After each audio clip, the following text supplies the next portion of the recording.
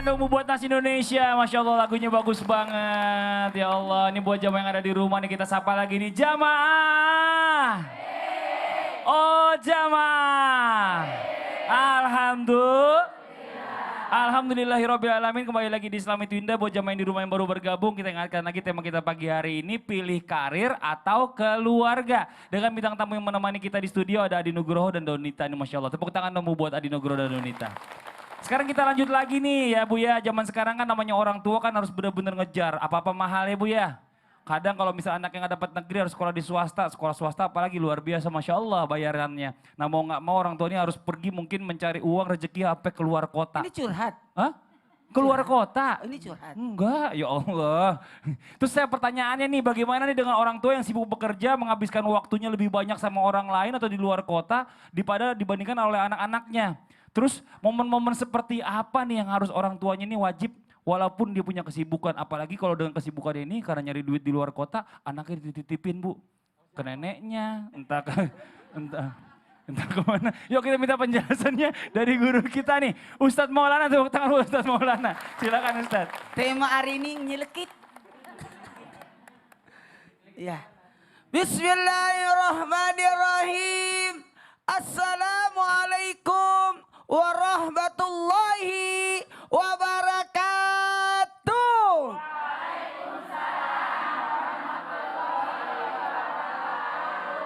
Jamaah. Oh jamaah. Alhamdulillah. Mohon izin kepada semua yang hadir. Alhamdulillah Rabbil Alamin, satu bentuk pujian dan rasa syukur kita di tanggal 21 Syawal 10 hari menjelang bulan Zulqa'dah. Insya Allah kita dapat keberkahan. Amin. Mohon izin kepada semuanya. Terima kasih banyak kepada tim Islam Itu Indah. Ini kayaknya apa ya? Apakah pembelaan, dukungan, atau menyinggung? Ini tema hari ini bagus sekali. Tepuk tangan dulu dong. Saya suka tema hari ini. Kalau bisa ada episode keduanya. Tidak sempat nonton, kan bisa nonton besok lagi. Jamaah. Ada 5 momen tidak boleh orang tua tidak hadir di sisi keluarga. Apalagi terhadap anak. Anak itu memorinya bagus. Nahan, spon, bisa meresap. 5 keadaan orang tua harus hadir di sisi anak. Yang pertama, ketika anak sakit, tidak boleh orang tua tidak ada. Harus ada di sisinya. Hati-hati, ketika anak sakit orang tua tidak ada, yakin, jangan harap. Kita baik aja sama anak belum tentu nanti baik ketika kita sudah tua. Rasain. Yang kedua, ketika anak sedih, karena anak itu butuh sandaran. Jangan sampai dia bersandar kepada pengasuhnya.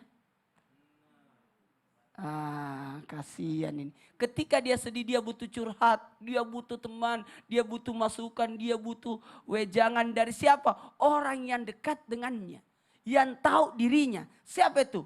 Orang tuanya. Yang ketiga, anak butuh apa? Pujian dari orang tua ketika dia berprestasi. Makanya ketika terima raport, dapat hadiah, orang tua harus ada di sisinya. Oh ini, ibu hadir nggak kalau ketika terima raport anaknya? Bagus, ada tuh. Bapaknya? Kerja. Bapaknya? Kerja. Ibunya? Pertanyaan, ibunya orang tua atau bukan? Aman. Aman, yang penting ada wakili kan? Hati-hati banyak.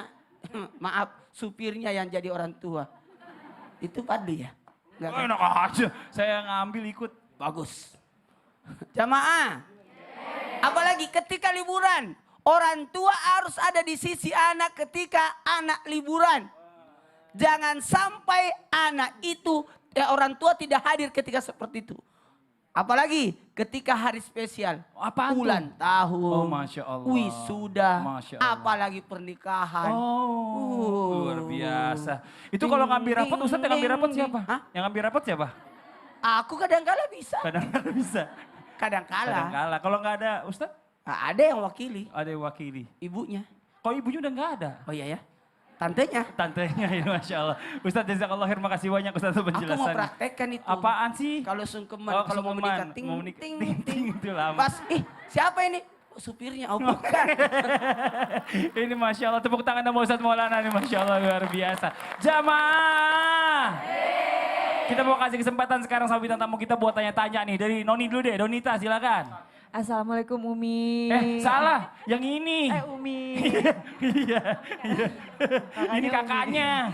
Enggak, Iya. Umi, gini loh. Kan banyak banget ya perempuan-perempuan di luar sana yang mau bekerja tujuannya adalah untuk membantu keuangan keluarga. Bener. Tapi nggak jarang juga di luar sana si perempuan-perempuan ini punya suami yang malah menguasai uangnya, seenaknya buang-buang uang. Waduh, curhat terus, nih.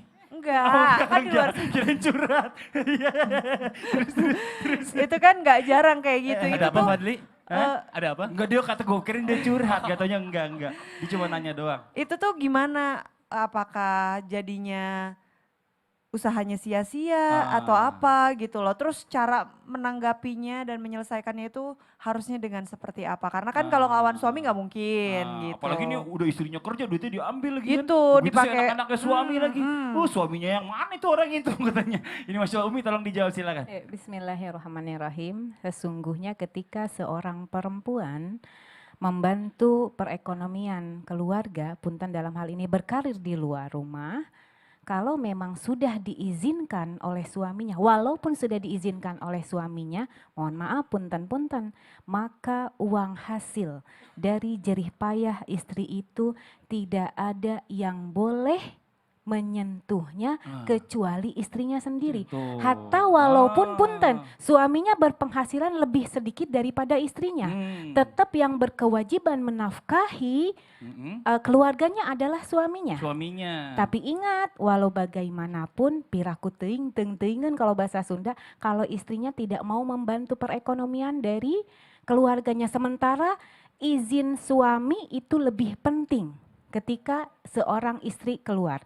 Namun harus diingat, ini peringatan punten untuk saling mengingatkan kepada para suami, walaupun Anda mengizinkan istri Anda untuk keluar mencari nafkah, tetap hak penghasilan dari istri Anda itu adalah murni untuk istri Anda. Anak Anda pun tidak berhak meminta kepada istri Anda.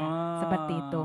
Benar-benar hanya suami. Tapi ketika seorang istri memberikan atau membantu, insya Allah Allah tidak akan menyia-nyiakan perbuatan baiknya. Wallahu a'lam. Mantap, luar biasa tuh. Jangan boros-boros Adi Nugroho, salah.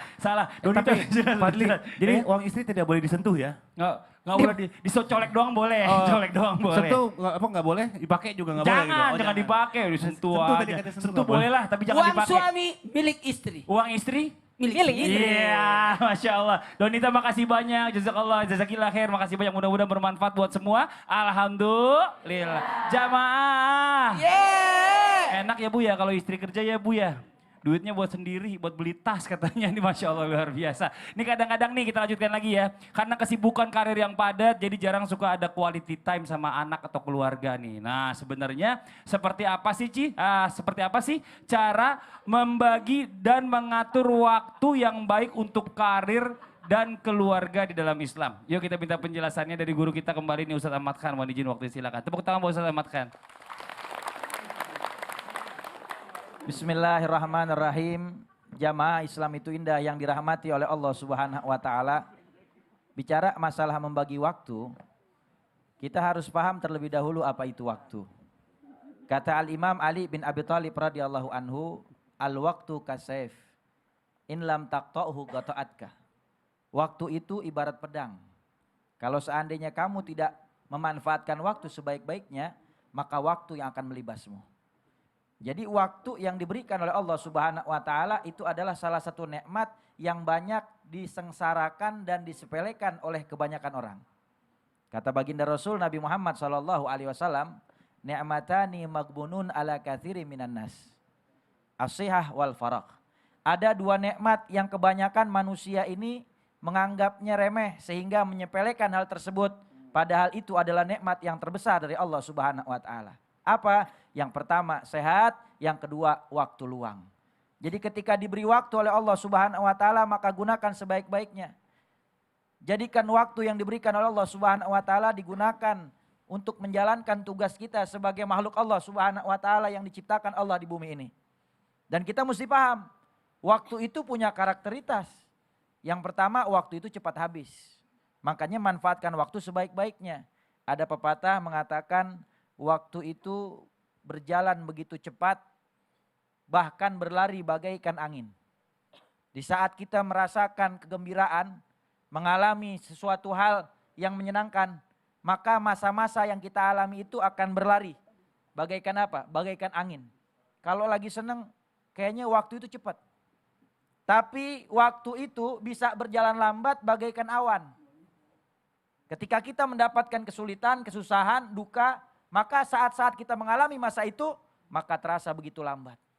Kalau lagi susah kayaknya lama banget susahnya. Ya Bu ya? Apalagi kalau lagi susah ngeliatin kalender. Udah tanggal 30, bayar kontrakan lagi. Ya Allah, mana gajian belum turun. Iya. Kontrakan udah waktunya dibayar. Belum lagi bakal keperluan bocah, kan begitu ya Bu ya? Betul gak Bu? Maknanya apa? Waktu itu kalau seandainya dalam urusan yang berkaitan dengan kesulitan, jalannya lambat. Tapi kalau berurusan dengan hal-hal yang menggembirakan, cepat bagaikan angin. Makanya manfaatkan waktu sebaik-baiknya. Waktu itu cepat habis. Yang kedua, waktu kalau sudah berlalu tidak akan bisa kembali lagi. Dan gak akan bisa diganti. Lalu kemudian bagaimana caranya kita mengatur waktu kita? Maka manfaatkan waktu sebaik-baiknya untuk urusan kita kepada Allah Subhanahu wa taala, waktu kita untuk beribadah kepada Allah, waktu kita untuk berkumpul bersama keluarga, dan waktu untuk kita bekerja. Bagi itu semua, jangan sampai kita kesenangan bekerja sampai akhirnya lupa kepada Allah Subhanahu wa taala. Banyak orang yang sibuk cari nafkah sampai lupa sholat. Padahal kata Rasulullah SAW, tolabul halal faridhatun ba'dal faridah. Mencari rezeki yang halal itu adalah kewajiban setelah kewajiban. Apa kewajiban yang dimaksud? Sholat 5 waktu. Jadi bagi itu sebaik mungkin. Ya, bagi waktu untuk keluarga, bagi waktu untuk pekerjaan. Semua harus dibagi. Bagi waktu untuk Masya mendekatkan Allah. diri kepada Allah Kalau Subhanahu udah wa tanggal taala. 25, gajian tanggal 1, 5 hari lama banget kayaknya gitu ya. Kira ngabisin duit tapi gajian tanggal 1, tiba-tiba udah tanggal 15. So, ini Masya Allah Tahu-tahu udah luar pertengahan biasa. bulan aja. Iya, jazakallah khair, makasih banyak Bi udah diingetin nih. Masya Allah, mudah-mudahan bermanfaat buat semua. Alhamdulillah. Jamaah. Yeay.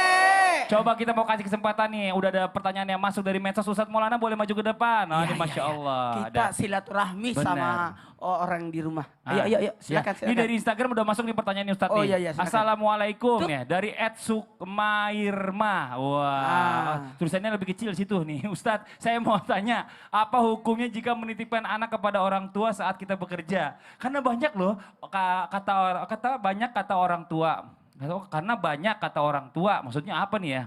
Dosa nitipin anak sama orang tua. Waktu kecil kamu sudah dirawat. Terus sekarang orang tua, mana sih? Jangan kemana-mana, sini dulu. Bantuin saya baca. Anaknya dirawat lagi sama orang tua. Padahal orang tua juga gak merasa terbebani dengan hal tersebut. Malahan seneng. Mohon penjelasannya. Nih buat orang yang lagi curhat ini masalahnya sering nitipin anaknya sama neneknya. Siapa itu ya? Nggak tahu. Kayaknya saya deh. Ini yang curhat jangan-jangan neneknya. Coba cek dulu tadi namanya siapa itu yang punya Jangan-jangan medsos. neneknya suruh tetangganya. Iya, jawab Ustaz. Bismillahirrahmanirrahim. Yang berkewajiban mendidik mengurus anak adalah orang tua, bukan nenek. Camkan itu. Siapa itu? Camkan itu. Jamaah.